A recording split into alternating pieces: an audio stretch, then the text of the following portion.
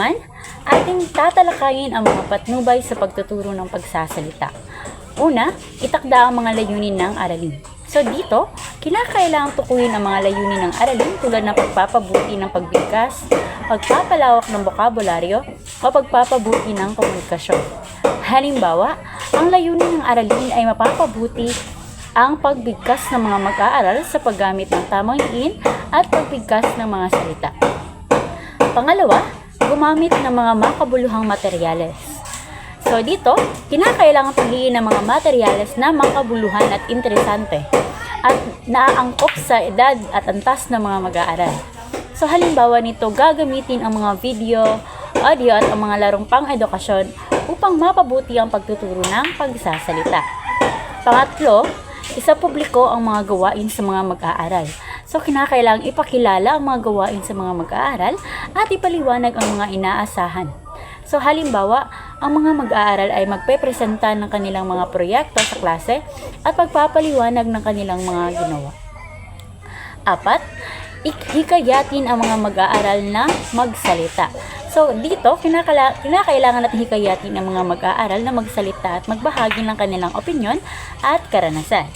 So halimbawa, ang mga mag-aaral ay hihikayatin na magtanong at magbahagi ng kanilang mga opinyon sa mga paksa na pag-uusapan. So panglima, bigyan ng feedback ang mga mag-aaral. So dito, kinakailangan natin bigyan ng konstruktibong feedback ang mga mag-aaral upang matulungan silang mapabuti. So halimbawa nito ay ang mga mag-aaral ay bibigyan ng feedback sa kanilang presentasyon upang matulungan silang magpabuti ang kanilang pagsasalita. Ngayon, dadako na naman tayo sa mga uri ng gawain sa pagsasalita. Una ay ang pangungusap. Pagtutulungan ng dalawa o higit pang tao sa pagpapalitan ng mga ideya o karanasan. Ito ay isang proseso ng komunikasyon kung saan nagkakaroon na interaksyon ang dalawang tao o higit pang tao sa pamamagitan ng pagpapalitan ng mga ideya, karanasan o pananaw. Halimbawa na lamang nito, pag-uusap tungkol sa mga pangyayari sa paaralan. Pangalawa, ang pagtatalakay, pagpapalitan ng mga ideya at opinyon sa isang partikular na paksa. Isang uri ng talastasan kung saan ang mga kalahok ay nagpapahayag ng kanilang ideya, pananaw o opinyon sa isang tiyak na paksa. Halimbawa na lamang nito, ang pagtatalakay o pagtatalakayan tungkol sa isang panlipunan. Pangatlo, ang role-playing. Paglalaro ng mga papel o karakter upang ipakita ang mga sitwasyon sa buhay. Isang aktibidad kung saan ang mga kalahok ay ginagampanan ang mga papel ng iba't ibang karakter upang maipakita o maisabuhay ang isang sitwasyon. Karaniwan itong ginagamit sa pagsasanay o edukasyon upang maunawaan ang mga posibleng reaksyon o solusyon ng isang sitwasyon. Halimbawa na lamang nito, role-playing ng isang pag-uusap sa isang tindahan. Pang-apat, ang pagpapresenta. Pagbibigay ng impormasyon o mga ideya sa harap ng mga tao.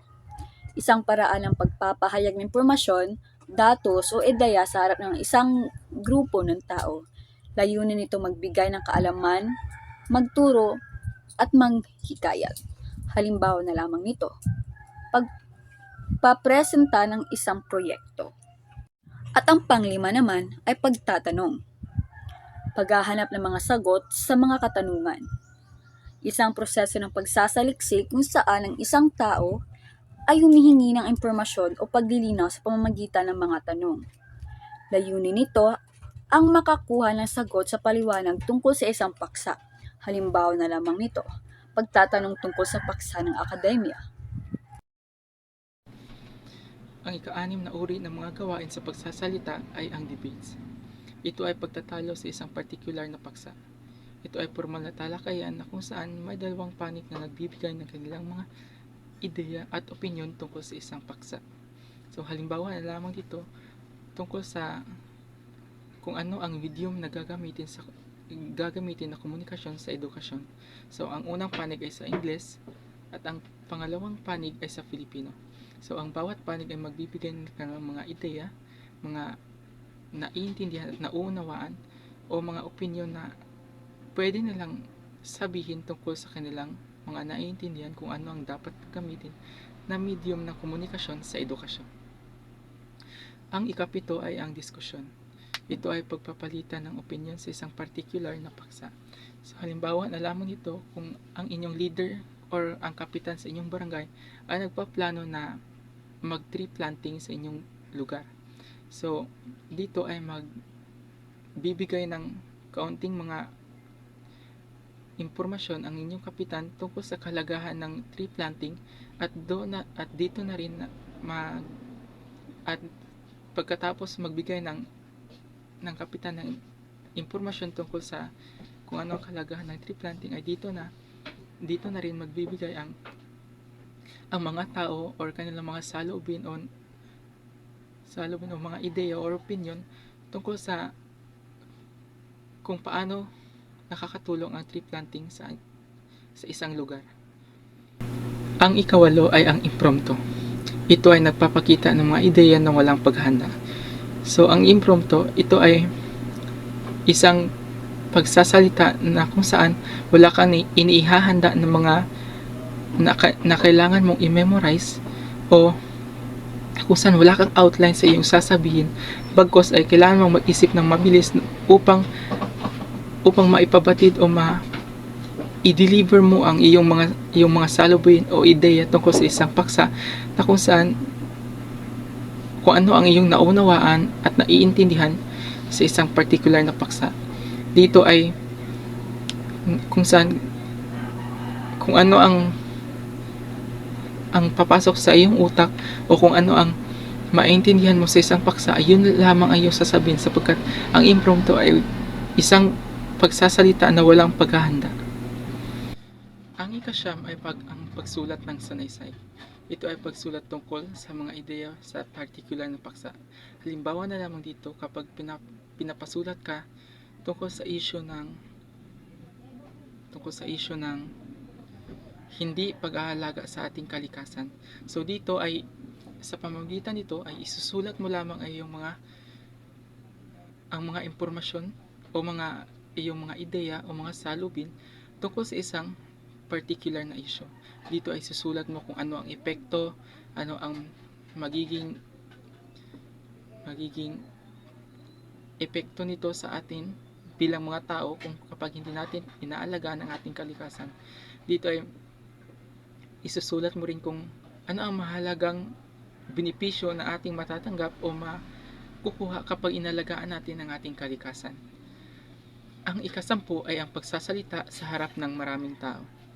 Ito ay ang pagbibigay ng mga impormasyon o mga ideya sa harap ng maraming tao. Halimbawa na lamang dito ay ang SONA ni President Bongbong Marcos. Dito sa kanyang SONA ay binibigay niya ang kanyang kung ano ang kanyang mga gagawin o mga hakbang para mas mapaunlad ang ating bansa. Dito ay